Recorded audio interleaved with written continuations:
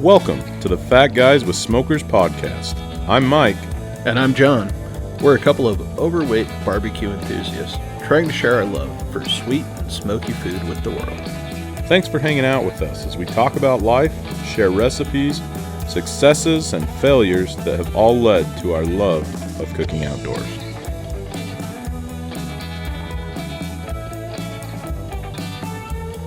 Welcome everybody to another episode of Fat Guys with Smokers. I'm Mike, here with John, and a very special guest. Yeah, super excited about today. We're here with Mully of Mully Brew and Q on Instagram, other social media platforms. Mully, like we were just talking a couple of minutes ago, I can't tell you how excited I am. Like, one, to have you on. We had our buddy on, but I feel like you're our first like bona fide real guest to be here. So thanks for joining us. Absolutely. Well, thank you, Mike. Thank you, John. Just, happy to talk all things barbecue. And I feel like, Fat Guys with Smokers, I could probably be the mascot. Like I think I'm fitting in just fine. So I'm ready to rock and roll. Yeah, no, that's awesome. Let's just dive right into it. Tell us a little bit about how you got into barbecue and how did we get here today? Like, No, honestly, I think it's funny. My wife very begrudgingly will say, "How the hell do you have like a social media around cooking?" Because when she first met me as like a bachelor, I had like a pack of bar-ass hot dogs that I'd put in a frying pan with some mushrooms, and the rice cooker went. I opened up the can of green beans, and I'm shocked she still married me because I think I pretty much served that for her one time.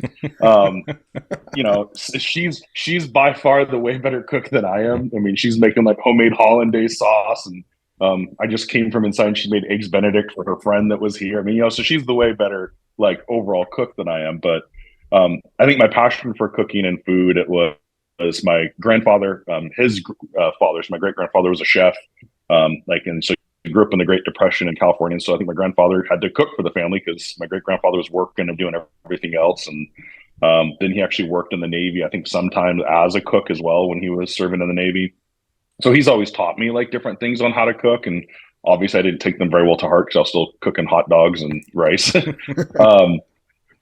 But then I just kind of started slowly getting into barbecue. So my wife, she grew up in the area where we live, which is actually kind of where Traeger started, like outside of Mount Angel, Silverton, Oregon. So she went to high school, went in school with a bunch of the original family.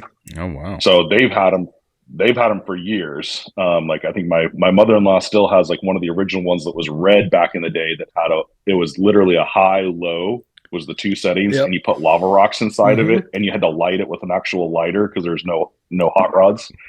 So we had some of the old school ones, and so she got me my first Traeger as like an anniversary gift, and I started cooking and playing with it. It was fun. And then kind of as my wife and I've shared on my social media platforms, so it's not, for those that have seen, it's not a surprise. We struggle with going through the process of infertility, and I think as part of that is maybe you call it self-care or distraction or whatever you want to call it. I just started diving into barbecue more as we went through that process, and we're very thankful for, I would say, science, prayer, and a little bit of luck that gave us our two wonderful children. But that kind of barbecue kicked off, and then truthfully, it's just been, I've made such great connections and friends, and for me, it's just a really great community. I mean, there's many communities I've been in. I've playing sports, coaching sports, teaching, doing everything else I've done. The barbecue community is really unique. Like there's just so many different avenues and pieces there. And I just really appreciated just honestly learning from everyone and talking with everyone. I by no means say I know anything. I know enough to be dangerous, and that's about it. Yeah. No, that's one of the things that we've talked about on the podcast quite a bit, is of all the different communities. And it's really apparent, especially as you get onto social media, that there's a lot of hate out there in the world. But the barbecue community is just so warm and like inviting, accepting. Like, I don't know I've ever been part of another group that was so positive and trying to help new members figure out what they're going on, and dealing with hard stuff that goes on in life, and just being a great resource and uplifting group, which I think is pretty unique in today's world. No. Yeah, I mean, you still get a Karen about the like, oh, you overcooked that, or oh, that doesn't look very moist. But that every place has got that. Oh yeah, That's true. yeah. You're always gonna have one of those. All you need to do is get onto Facebook or go to the Traeger group or the Green Mountain group, or pick your favorite brand and like throw a question out there like, hey, thinking about jumping over to this other side. What do you guys think about it? Like just a Yeah. man, it's like a kick in a hornet's nest. You get all sorts of people coming out of the woodwork. I swear, I just kind of as a social experiment for like April 1st, I want to take a tri-tip and just 100% slice the entire thing like with the grain, like and post it, and just like, hey guys, like, and just see what happens, just from a pure Can social you imagine? Oh my gosh, That's awesome.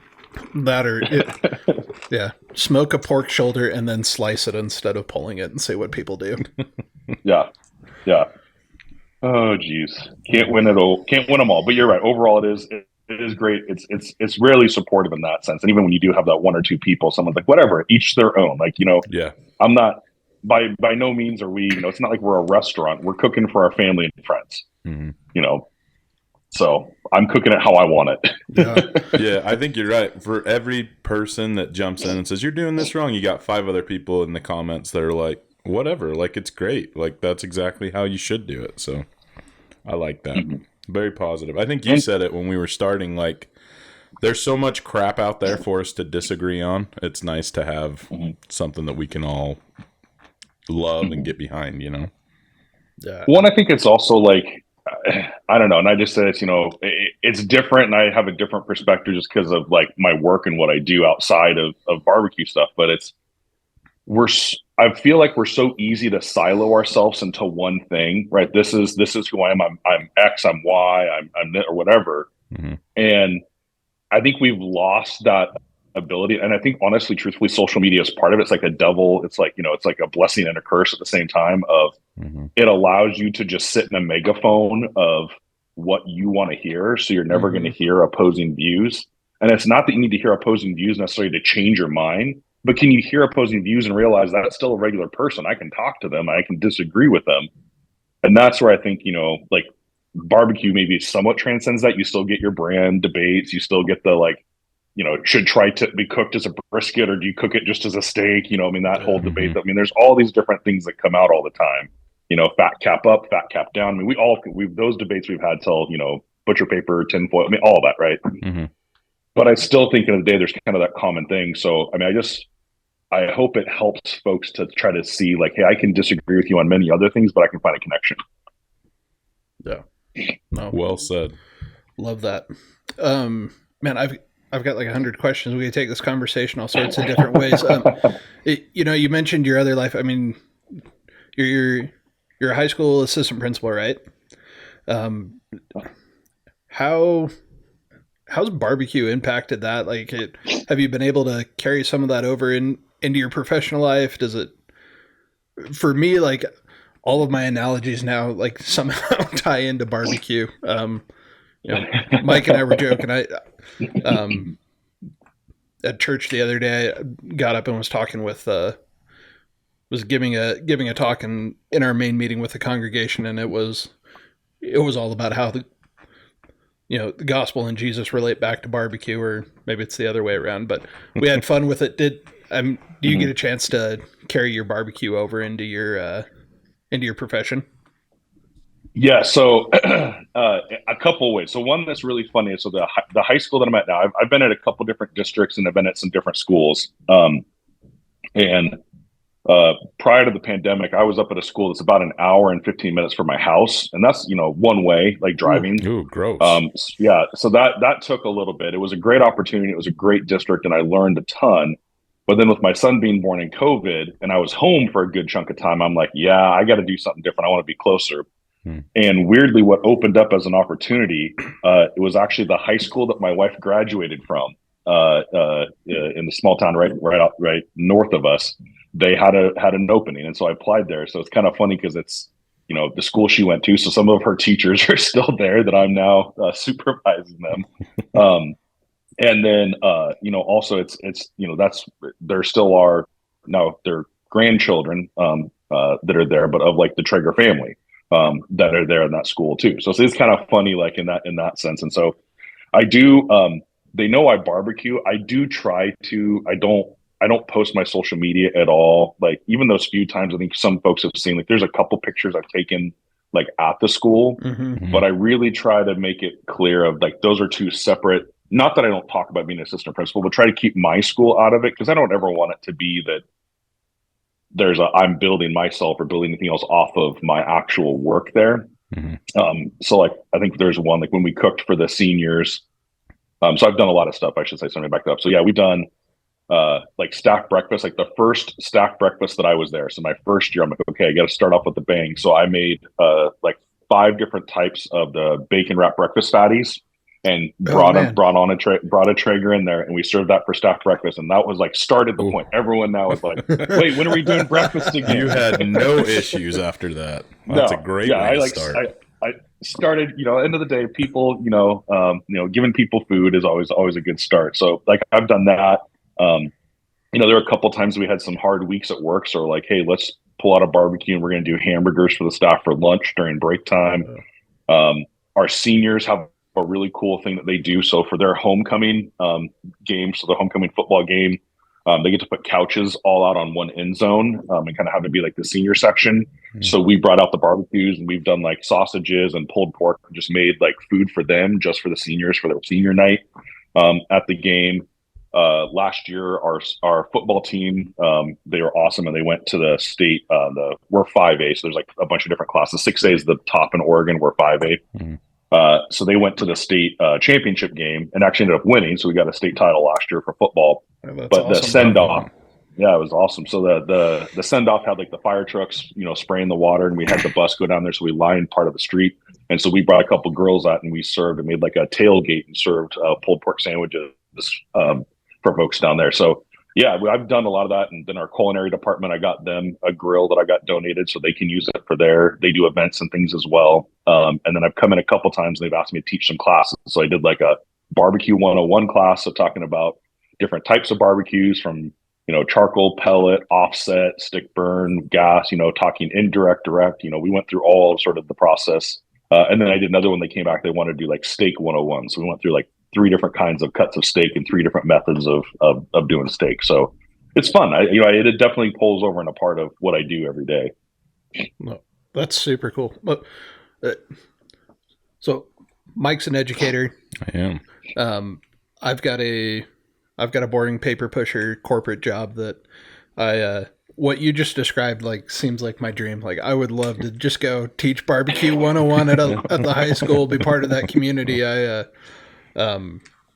it sounds like you've got a awesome community around you that supports the school and lots of fun events. Yeah, no, it's one of our schools, we're very unique. They have we have our 2 in-town elementary schools that are K-5 and a middle school, and about half of our kids come from there, and then the other half, we're a very rural district too, so we have like about 9 K-8 schools. They're all smaller sort of community farmer schools. Yeah. But the cool thing is everyone feeds to the high school. Like we're the common shared experience. So it doesn't matter if you're a farmer living up in, a lot of hazelnut, grass seed, other stuff that's up in the hills, or if you're someone that's living in town, everyone comes together for the high school events, for everything that goes on. We're kind of the focal point. So it's really cool and then be able to do that. So, and we are looking for a barbecue. The KCBS has a official high school barbecue club, and so the kids want to start one, so we're trying to find an advisor. I don't know if I have the time to do it for them, so someone's in Oregon wants to be a barbecue advisor. That's fantastic. I might have to pitch that at my high school. That would be awesome. Yeah, I was gonna say, I know I know the high school my kids are gonna go to, they take outside advisors. I know the principal over there. I may have to give him a call. I think there's a whole thing. They found this packet and they brought it, and they want to do it. And there's a group of kids. And I'm like, all right, let's go find somebody. That's freaking awesome. That's so cool. Mike, you have questions, or I can just keep firing them off? No, keep going. I'm just enjoying listening, honestly. Yeah.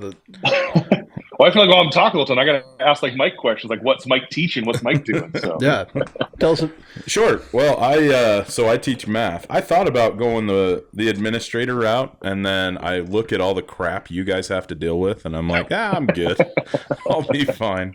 So I do driver's ed too, but I'm mostly doing math. But coached football for a while and stuff. But now, in the last 2 minutes, I've been considering starting a barbecue club at the high school. So that would be awesome.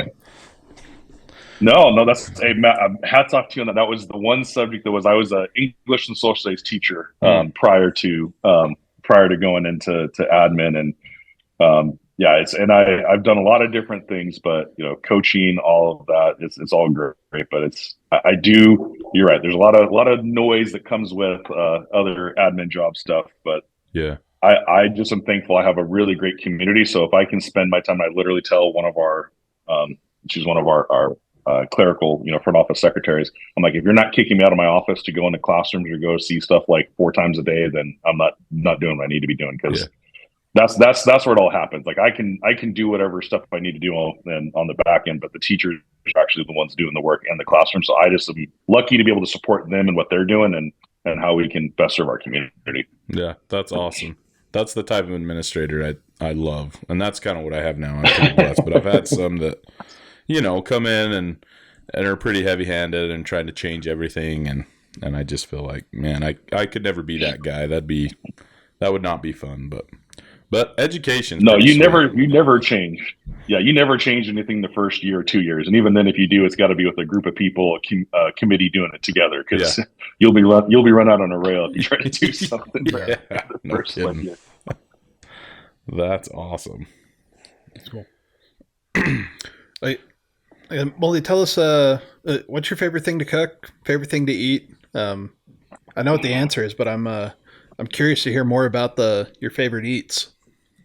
See, now you're testing me because I was doing that while I was trying to put my son to bed last night. So if I don't remember my homework, now I'm going to be like, "Whoa, crap! I don't remember." The tables have turned. The student is now the teacher. Can we grade on a curve? Is that like allowed? Like that's the only way we do. We grade on the belly around here. So this is 100% participation. So then I'm setting the stage there. No, I think it really honestly depends. Like, I mean, here, in Oregon, there's so many great things, but honestly, one of my favorite things, and my kids love it, and I'd probably make it. It's not like flashy and all that, and that's where I think we get into. I sometimes struggle with folks with like social media where like we make something just to make it like look outrageous and crazy. And I'll be honest, I've fallen into this. Like I went and bought gold leaf on the internet and tried to put it on the steak so that's going to be this whole thing, and I'm like, it tasted no different, and I just got flustered spending time trying to use tweezers to put this on a steak, and it still tasted the same if I just cut it and opened up a Coors Light and had my steak. I mean, it was like there's no different there. So I think like in terms like for my family, our favorite thing honestly is steelhead. Like we're really like blessed in Oregon. We have a ton of great steelhead, and back when I had more time, if I could go out and fish and get it myself, even better, right? Otherwise I just fish by driving to Costco and buying it there. But I mean, yeah, steelhead's one of my favorite because it's like it's got a little bit more of the oils and stuff than like you have in regular salmon, because it's more on that trout side of the family, and so I kind of like that flavor a little bit. And we do some great, so even just regular, or I also have a really good, I kind of my pretty much standard. I've never really changed it. Everything else I slightly tweak and change, but like smoked steelhead, like our neighbors love it. So my wife makes cookies and stuff, and I'll make little packages of smoked steelhead that we'll vacuum pack, and we deliver that for the holidays with some cookies to our neighbors. Oh wow, that's awesome. It's like, yeah, steelhead's like a pretty good solid for us. In terms of like, cooking for like content or what looks cool and then it's fun. I mean, brisket's kind of king, right? I mean, I swear I can spend more time doing a cook and a video and a how-to and a process on making something, and me slicing a brisket with like a Joe Rogan talkover can go like 15,000 views in 2 days. And it's just crazy sometimes how that happens, right? Just how things work and what folks look at. So that's great. If I'm talking just like I just want to snack on something or do it, like I'm a pretty strong chicken wing like fiend. Like, I mean, if I can just sit and, just make a couple packs and just, watch a game, or, after I'm done working out in the backyard, hanging out with the kids, I can throw them on the grill and do whatever. So chicken wings are usually a good standby too. What's your go-to flavor on chicken wings? It depends who I'm cooking it for. I mean, I think if I'm just saying like my just everyday, just like, hey, I'm just Julie Jones and chicken wings. I really just stick primarily with whiskey bent Blazenbird, and I'll just do those kind of straight dry rub. It's like a little bit of that heat, but then that really good flavor. So I'll just do straight dry rub on those. If I'm wanting something a little different, sometimes I've gone like a holy voodoo with like a garlic parmesan like toss at the end on top of it, so you get some of that like heat on the back, and you get a little bit of that like butter parmesan garlic flavor at the finish. So those are always kind of my favorite go-tos, for just kind of doing something.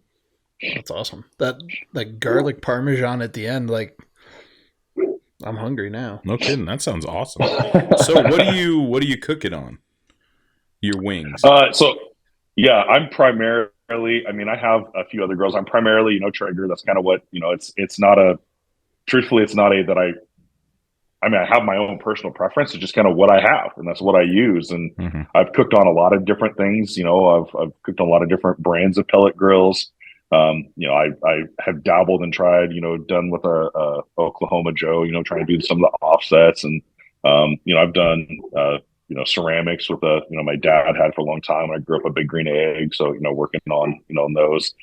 I had the old school Weber charcoal kettle. That was like my first house when I was moved out by myself after I graduated college, and it was this little 400 square foot place, and I got the little Walmart special.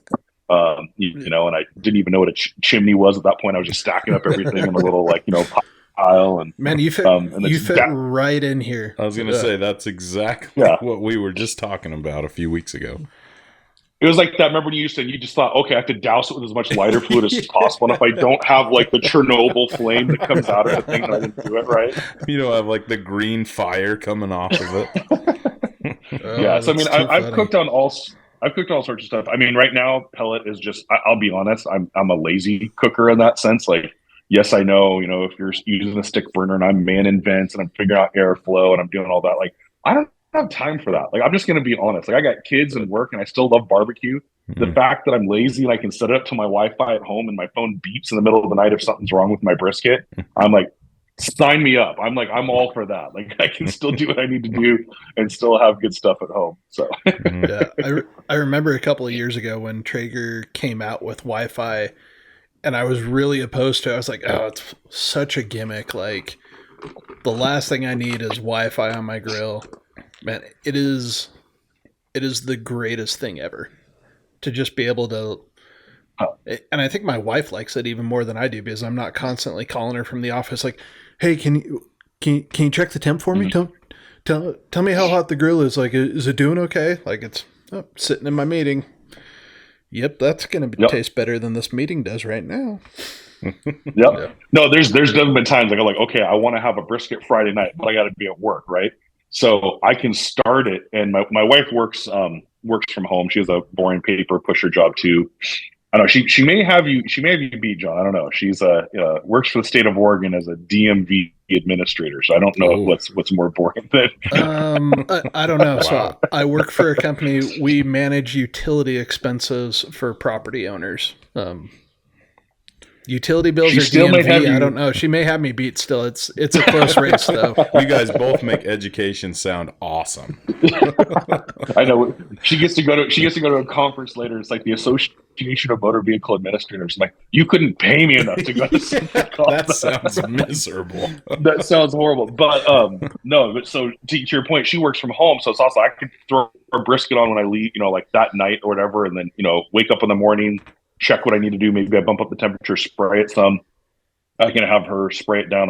I've taught her how to wrap, so she can wrap now. And so really I can just be like text her like, hey, during your lunch, this is what you'll do. She knows, and she'll do it, and then puts it back on. And I'm just watching it at my phone, if I'm doing something else, and okay, time to lower the temperature down, or okay, go ahead and push to keep warm, or just shut it down and I'll let it rest in there, because I'll come home and throw it in a cooler or whatever. So it did sound gimmicky to me at first, and then honestly, the first time I loved it was there's a golf course that's right nearby us over here, about like 5-10 minutes. And so I was with some buddies, and we're just playing 9 holes, but I had some pork butts on, and normally I'd have to like run back and forth, and it was close enough that we used to do that. I'd say, hey, I'm skip out on this hole so I can run back, go check, and come back over. Not having to leave and just like change. I'm like, no, this is okay. Yep, I'm sold. Yeah. I'm sold. This is the way to go. Well, and like you said, I mean, and we've kind of talked about this too. It's fun to think about manning the vents and the fire and stuff, but we got too much going on. Like, we got families, we want to spend time with them, and the pellet grills just kind of make that possible, I feel like, and still make delicious food. So yeah, absolutely. I think that we have a couple really great barbecue spots here in town. If I really want something on, like a giant offset, guys that are running some really great stuff and doing great food, like I'll go there hands down if I really want that, like that more traditional style. But I can get away with 90% of the time what I'm doing here. Yeah, it's funny. I feel like the pellet smoker would, like, obviously I'm a huge fan and believer in the convenience of it and the quality, but I almost, like, it's almost to the point now where unless I'm going to somewhere that's running a true offset, like, I feel like I can almost cook better at home than I can going out to a restaurant. Like, these grills are not cheap. They're a ton of money. That sometimes it feels like, I swear I've saved more money cooking at home on my Traeger than I would have spent over the last 5 years at going out. Yeah, no, you're 100%. And I think honestly with COVID too, it's taught folks how to like cook more at home and do more things. My wife and I are having the same conversation of, I can go, I picked up a pork butt yesterday because I'm going to probably start it maybe tonight or first thing tomorrow morning, but we wanted to have some because my spring break starts next week. So I was like, hey, I'm going to have a pork butt because I can just kind of eat on it and have stuff throughout the week. I mean, it's like, $20 at Safeway versus what would I have paid $20? I mean, that's not even enough for two of us to go out to eat dinner somewhere. I went to Five Guys this week. It was my dad's birthday. A bunch of us went out. I got a bacon cheeseburger. So I got the big burger, the smallest order of fries they have, and a drink, and it was $20 just for me. Yeah, man. Yep. Like, just blew my mind. Like, went up and gave my order, and the guy's like, yeah, so that'll be $19.78. I was like, I'm sorry, how much? That's crazy. Like, it's just it's been fun. And you're right, a ton of people learned to cook, and a ton of people got into barbecue too over COVID. I've got a little side business selling pellets. And man, that was screaming during COVID. Like, it was awesome to see how many people got into it. No, I mean, you look at all these, some of the, especially the publicly traded companies, but the Big Green Eggs, all these guys were talking about, how much their sales were going up for those first like year and a half. And since then, obviously things have slowed down now. People bought, right? Those that were going to buy bought something, and people are opening back up. So maybe you're not quite doing as much back at home, but it definitely, I think, introduced a bunch more people into the market, and definitely into that community and that passion. Yeah. Curious to get your take on the kind of this new trend of flat top grills. I mean, Traeger just came out with a flat rock.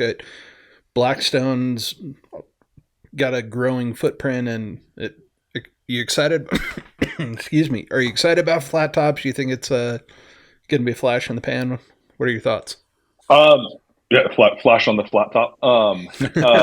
So I do have a flat rock. And I love it. I mean, I've used other, like I had before, and it's not quite the same. I had the Traeger Ranger. That was one of my my go-to tailgate. Like, we do big tailgates, and so I was always usually running the tailgater, Traeger tailgater, and the Traeger Ranger. Those are kind of my two standard for tailgate poles. Yes, you had a cast iron griddle there, but it's not the same.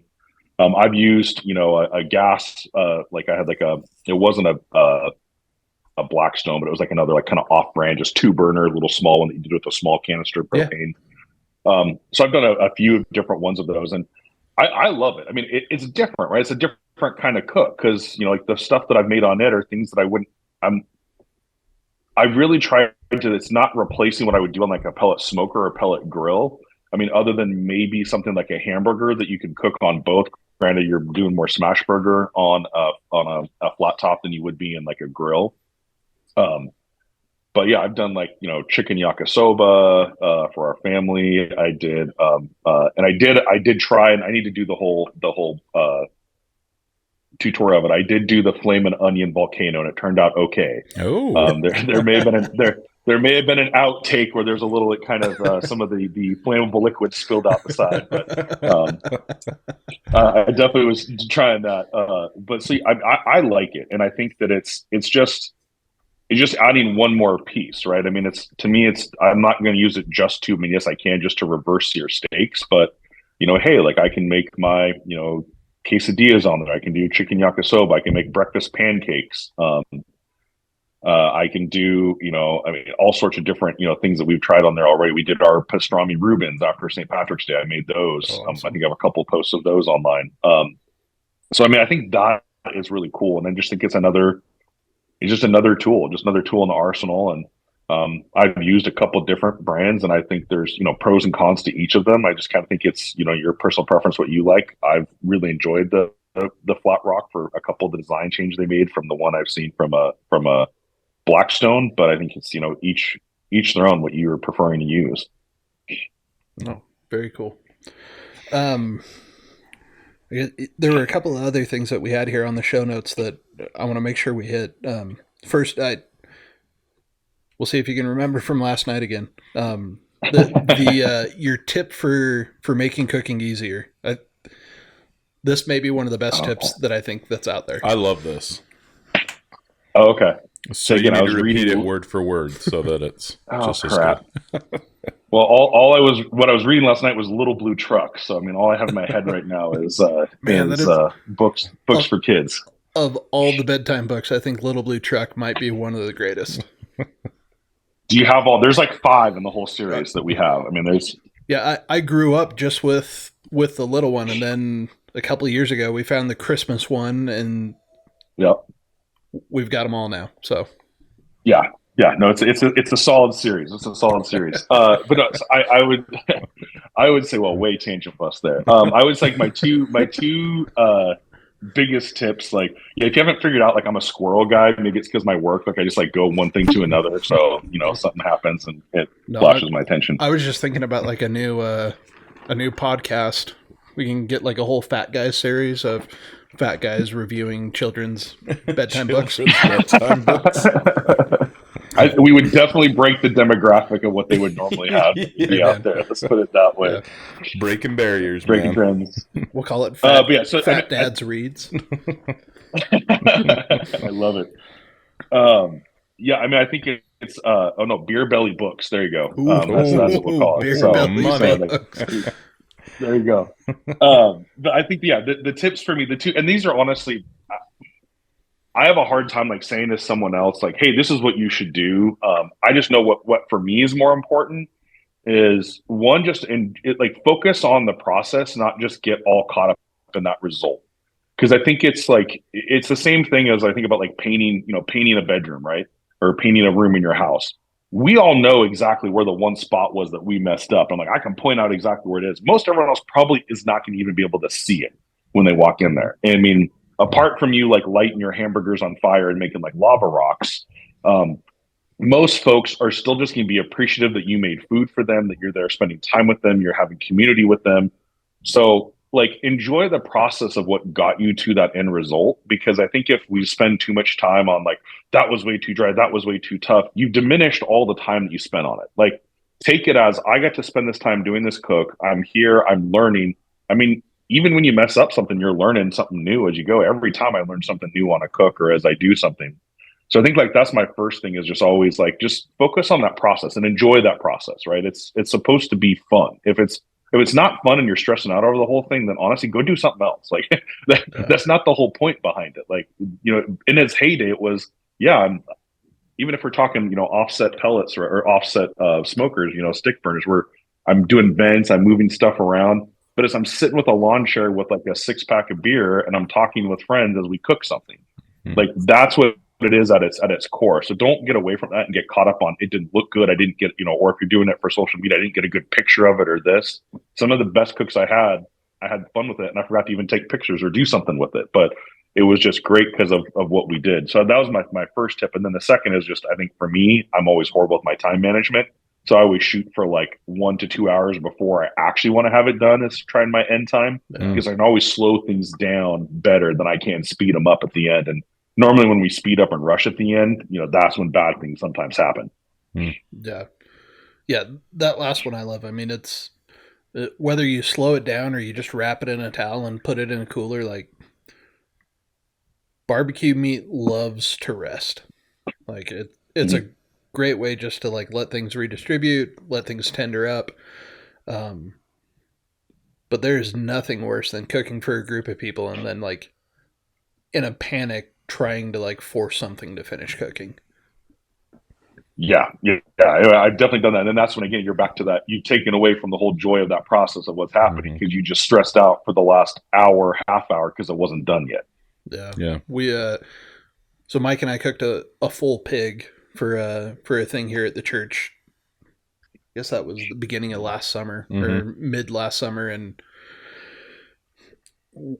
we had a really good game plan until the sprinklers turned on at, 4 a.m. and this one rogue sprinkler was like, man, it was like just it was gunning for us. It was dust in the edge of the pit we had built that we, ended up putting a 55-gallon drum over the top of the sprinkler just to get it to stop. But yeah, it pushed us. And I think that was the hardest part is right as we got to the very end, and we were only maybe 15 minutes late. Yeah.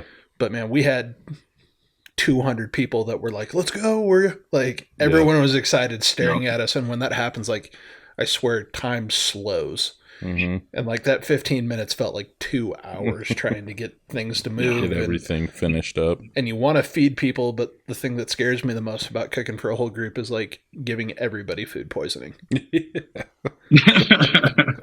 Right. That's definitely, that was one of my biggest fears when I was doing so I have to admit a barbecue sin. I cooked steak well done. When I did the culinary class, right? Because I'm teaching about steak, I'm like, okay, I cannot for the life of me. Like, if I have one kid that gets sick and I get a parent phone call, I'm like, oh crap! Like, that's just like. So I told all of them, like, I'm doing something that is against my personal religion right now, which is I'm going to cook for you like well done steak. But no, I hear it. It's the same way. Like, you have those people waiting in line, and like, for us, those that do barbecue, like, we have that I'm not going to sit there and be like stressed. I'm like, no, they're cooking a whole hog. Like, it's going to be ready when it's ready. Yeah. Right. Like, I know you can't rush that, but for other folks that haven't done that, it's just like, well, what do you mean you can't just like, well, it's not like barbecue is different. Like, if you haven't done it before, haven't cooked, especially the big long cooks, right? It's not like cooking hamburgers or throwing a chicken breast on top of, your grill or doing something else. Like, it's different. So I think, if you don't know that, it is hard because you have people that don't understand the process that are like, hey, come on, we're ready to go. We're hungry. Right. Yeah. Well, and I love that first thing you said because it stresses me out to cook for other people because I'm in my head like, oh, this is a little dry. They're going to worry about this or, they're going to be like, well, why did I even agree to come and eat this? But nobody thinks like that unless they're a Karen. And then who cares? Like, people are just appreciative that you're cooking for them. They're there for the experience, and I love that because that really does take away from the cook when you're so stressed out about all that crap that doesn't really matter. So I love that. And I have to. And here's the thing: I say that I have to do a better job of living that. Sometimes my wife will tell me like, "Why are you so stressed?" I'm like, "Because it's not done yet." Yeah. And I'm like having this like freak out moment. So I gotta go back and like live it because I think of like a couple perfect examples.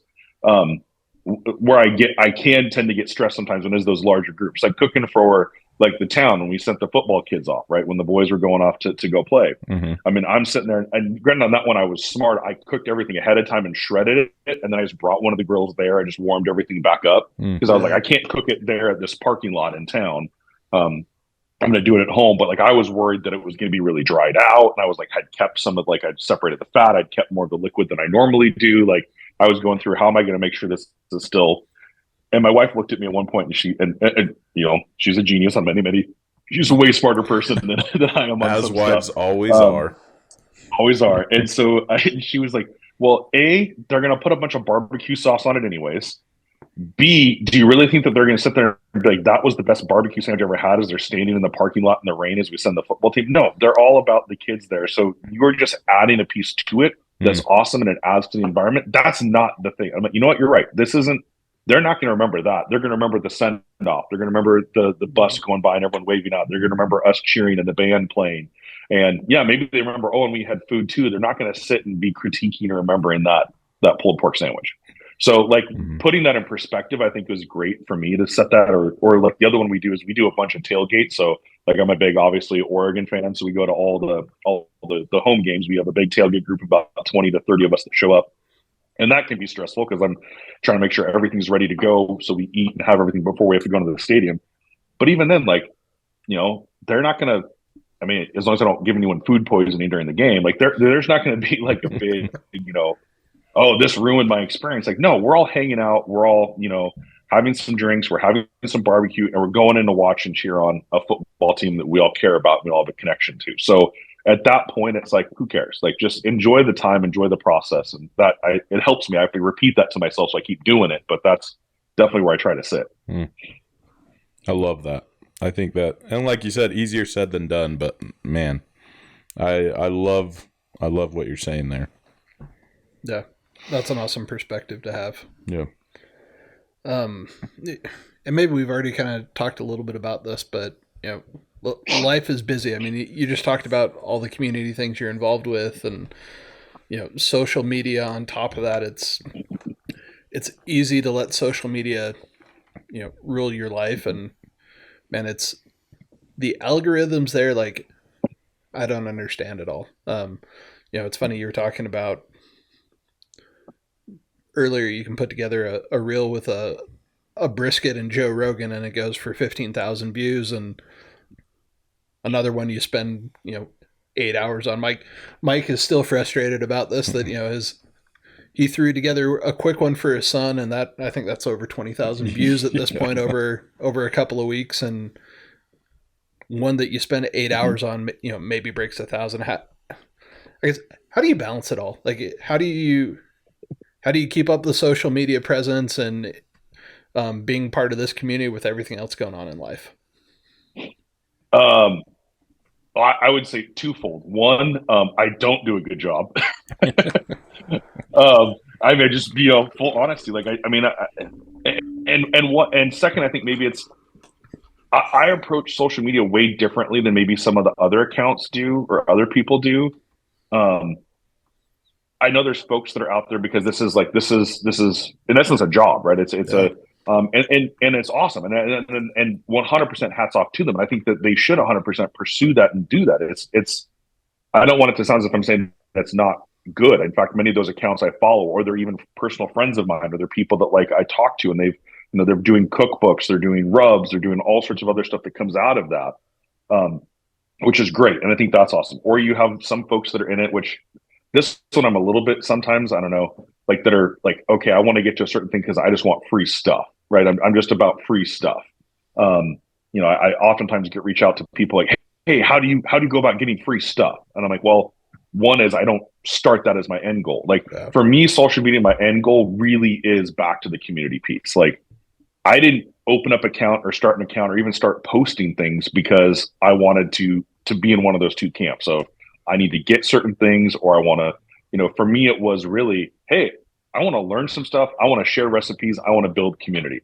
And if I can do all that, great. If there's a day where that's not happening for me, awesome. I'm just not using social media that day. And then, yeah, you know, maybe according to, you know, algorithms and stuff, I tank or something happens. But for me, I think, again, it's just back to I'm not focused on the result. I'm focused on a process. And so for me, the process is that community things. Because, you know, I mean, a perfect example, I think, is a brisket video that you slice it and it goes crazy versus like I wrote, again, this is the English teacher side of me came out. Like I did like the night before Traeger Day. So I rewrote the night before Christmas and I did like the whole thing. And I have like all barbecue related puns and things in there. I mean, I spent a ton of time on that and I was super proud of it. It didn't get very much of any sort of traction or anything, but I had fun doing it. Like it was just fun writing. It was fun coming up with ways to redo this. And so for me, like that was more fulfilling than than the number of likes or comments I get. And I think that's, unfortunately, for some folks in our world, that's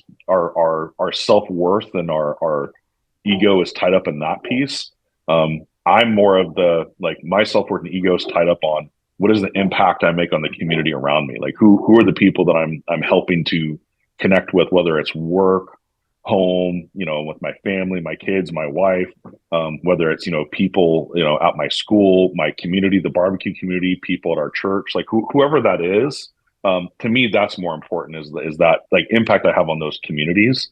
So yeah, I don't balance it well. I mean, I'm just gonna be frank. I don't balance the social media well, because there's many times I may not post anything for a week, because life happened, and still trying to balance working as an assistant principal and at a high school, which, I mean, we have stuff almost every night. There's things going on. Yeah, that's busy. And then also being here for my family. And even that I struggle with. My wife and I have conversations. Okay, how can I be a better husband and better father? Because I think, things sometimes take a back seat. So, I try to set it up, and I try to really be present in those moments. So when I am doing one of those things, my attention is on that. So if I'm at work, my attention is on work. Like, I'm not, all my notifications and everything on social media are off. Like, I'm not doing anything. Obviously I'm working too, so I'm not really legally supposed to do that, but it's not even a legal thing. It's just I'm focused on my work right now. So even my wife gets upset because she'll text me something and I maybe don't answer her right away. And she even bought me the Apple Watch so she can keep sending messages while I was at work.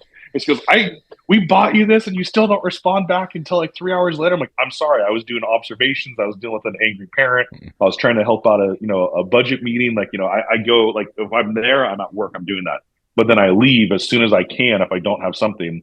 And then I'm home and my work is shut off. I try not to do any of the other social media. So I'm there with my kids, and then they go to bed at, 8:30, 9 o'clock. And yeah, that's why all my staff kind of are used to that. They get emails from me at like 11 o'clock at night, because I'm going through and getting caught back up and doing things that night. But then that also means, my wife and I are like hanging out and talking about things, or we're not, maybe watching a program or something together, or doing, so things get lost. And so I think I'm constantly work in progress, and I don't think I have it perfect. I just think it's find what brings you the joy and passion, and then prioritize those things in those moments.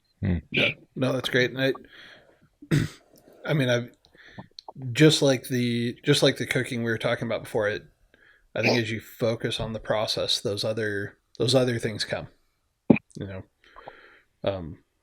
man, I love that perspective of focus on the process, be where you are, and let everything else happen. Yeah. You wrote something on the show notes that says anybody who says they've got it figured out is lying, because they just yes. don't. And I love that idea of just being present wherever you're at, and just letting, I love that. Being present at work, you're focused on work. When you're at home, you're focused on being a dad. When you're barbecuing, you get to enjoy that, focus on that. I think that's a great perspective to have with everything, not just with barbecue, but with everything. That's awesome. Yeah. Super cool. Well, 100%. Mully, anything else you wanted to talk about? Whatever you guys want to talk about. I mean, you guys are the podcast experts. Oh, that's cute. I'm just some guy again that like wears crazy shirts, sits behind like blinking beer signs, and drinks coffee. So I don't know what I got going on for me. No, man. Yeah, as I'm sitting here taking like serious notes on, okay, this is how you do it. This is how you do this. We've been talking for about 45 minutes here. All three of us have wives and families that want us to do other things on Saturdays other than just sit around and chew the cud talking about barbecue. But it's been a great conversation. But really appreciate you taking the time and being on Fat Guys with Smokers. This has been a lot of fun for us. Absolutely, no, I'm honored to be a part. Very cool. Well, we will definitely be staying in touch, and excited to watch what you've got coming out on social media. But until next time, I'm John. And I'm Mike. And this is Mully with us on Fat Guys with Smokers. Thanks, everybody. Thanks for listening to the Fat Guys with Smokers podcast. Be sure to check us out on Instagram and Facebook. Leave us a comment. We'd love to hear from you. Be sure to subscribe so you don't forget to tune in for even more nonsense from a couple of Fat Guys with Smokers.